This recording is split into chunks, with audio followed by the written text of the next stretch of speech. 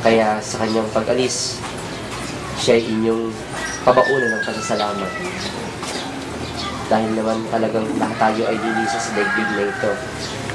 Ang mahalaga ay tayong lahat ay merong natututunan sa ating pagkiray. Alam niyo po ba kung bakit ang casket ay binubuksan sa kanyang muro? Kaya po binubuksan ng kabaong sa kanyang muro upang lahat ng anumang kanyang naiwan ay niyo maipabaon sa kanya, maipasok niya sa loob. Nang sa gayon, sa pagsasara nito ay kanyang baunin sa kanyang pag-akyat sa kalangitan. At isang ang dapat na ipabaon ninyo sa kanya ay ang pasasalamat. Pangalawa ay ang pagpapatawad. Tayo lahat ay nagkakasala. Sino ba naman ang perfecto sa atin? Kahit isang taong pinakabanal at pinakamabuti, siya ay nagkakamali din, nagkakasala. Si Elvira hindi perfecto. Palagay ko siya ay nagkamali. Siya rin nagkasala sa inyo, lalo sa kanyang minamahal sa buhay. Pero, hindi yun ang mahalaga ngayon. Ang mahalaga sa anumang kanyang karanasan ay tinuro sa inyo, masakit man o masaya, ay matuto tayo magpatawad. At ipabaon ninyo ang kanyang kapatawaran sa kanyang paglisan sa daigdig nito. Kung nagkasala man kayo sa kanya, patawarin niyo siya, at kung nagkasala man siya sa inyo, ibigay ninyo ang iyong pagpapatawad sa kanya. Napakahalaga ng isang tao sa kanyang pag-akyat sa langit. Wala na siyang iiwanan na masaklap. Wala na siyang iiwanang masakit. Ang lahat ay maluwag at malaya sa pagpapatawad. Sa pagkatunay na magiging maligaya ang ating kapatid na yumao, kung siya'y wala nang iiwanang hinagtis, kung siya'y wala nang iiwanang pang masakit na naibahagi sa inyo, at hanggang ngayon ay hindi pa siya napapatawad. Kaya isang bagay na napakahalaga na ipababaon natin dapat sa mga namatay ay ang ating kapatawaran. At ang pagiging na kapatawaran sa kanila kung siya tayo nagkasala sa inyo. Pangatlo at kauniulihan na ating pababaon ay yung ginagawa natin ngayong banal na misa. No? Kaya tayo nagdiriwang naman ng misa upang ating idalangin na si Elvira ay magkamit na ng pagpapala ng buhay na walang hanggan. Sapagkat yan naman ang pangako ng Diyos sa bawat isa sa atin. Na magkakaroon ng kaganapan ang ating pag-ira sa daigdig nito sa kanyang pagkukop. Kaya nga sabi ni Jesus sa kanyang mga alagad sa ating Ebanghelyo, pinalalahanan ng kanyang mga alagad, huwag kayong mag-alala, huwag kayong matakot, huwag kayong mabalisa. Sapagkat ako'y babalik at kayo'y pupunin ko. At yan niya ang ginawa niya kay Elvira at gano'n ang gagawin niya sa atin. Tayong lahat ay pupunin. Kaya tayo nag-aalay ng mananamisa upang mapabilis ang pagkakamit ni Elvira ng pagpapala ng buhay na walang hanggan. Na ang kanyang tunay na hangarin at pagnanasa sa daigdig nito na magkamit ng buhay sa kalangitan kapiling ng Diyos ay kanya ng maranasan. Yun ang ipanalangin natin. Natuluyan na maging maligayang ating kapatid na yung mga si Elvira sa piling ng Diyos. Kung ano man ang kanyang kasalanan, mapatawad din sana siya ng Diyos sa kanyang mga pagkukulang. Sa kadahilan siya'y maligayang katulad natin.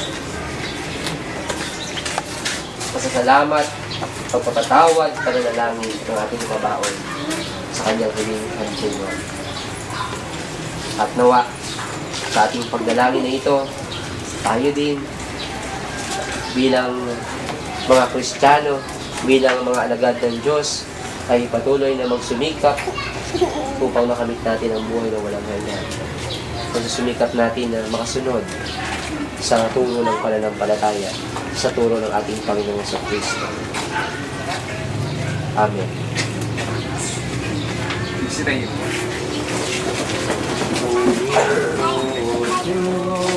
Sa tanggapin mo ang aming kalayaan, ang aming kalooban.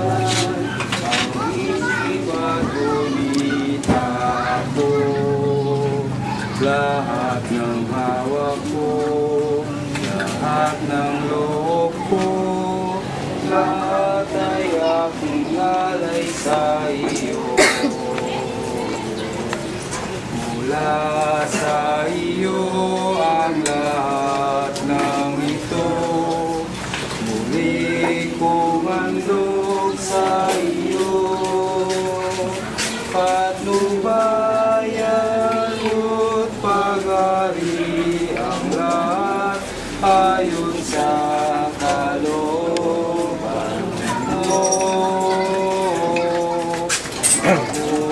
Utos ka, Panginoon ko, gabing tatalima ako. Ipagkaloob mo lamang ang pag-ibig mo, ang lahat tatalikdan ko.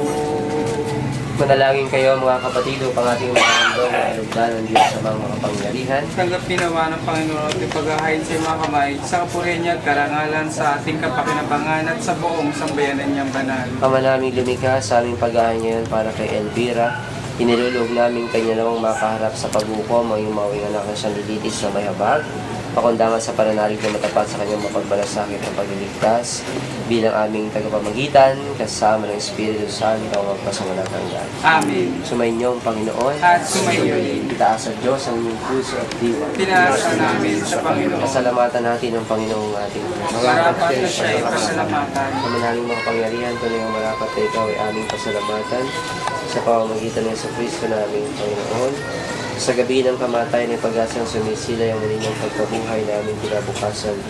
Loob namin lumalakas ng aming natitiyak ng kamatayan, ilipas dito ang aming wakas. Kaya kaysa ng mga anghel ang sisiawit ng papuri sa iyo ng humpay sa kalangitan, kami nagbubunyi sa iyong kadakilaan. Santo, Santo, Santo, Panginoong Diyos ng mga hukbo, napupunong langit at lupa ng kadakilaan mo, Hosana sa kaitaasan. Pinagpala ang naparirito sa ngalan ng Panginoon, Hosana sa kaitaasan. Ama naming banal, ikaw ang bukal ng tanang kabanalan. Kaya sa pamamagitan ng iyong Espiritu, gawin mong banal ang mga kaloob nito pang para sa amin na naging katawan at dugo ng aming Panginoong Jesucristo. Bago niya pinagtisang kusang loob na maging handog, ginawa kanyang pinapay, pinasalamatan ko niya. Pinaghati-hati niya yun, iyabot sa kanyang mga alagad at sinabi, tanggapin ninyo lahat ito at kanin, ito ang aking katawan, kaya handog para sa inyo.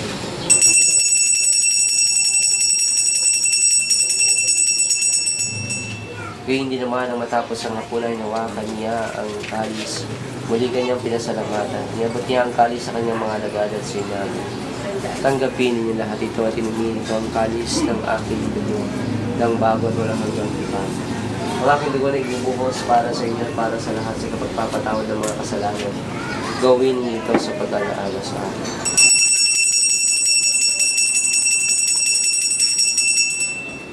Pagbunyi natin ang hiwaga ng ating pananampalataya. Si Kristo namatay, si Kristo nabuhay, si Kristo babalik sa wakas ng panahon. Ama, ginagawa namin ngayon ang pag-alala sa pagkamatay at maling pagkabuhay ng anak. Kaya tinialay namin sa iyo ang tinapay na nagbibigay ko ng pagkakas sa Panginoon ng Kristasan. Kami nagpapasalamat dahil kami yung minarapan at lumayo sa harap mo para maging sa iyo. Sinasama namin kami sa salo-salo sa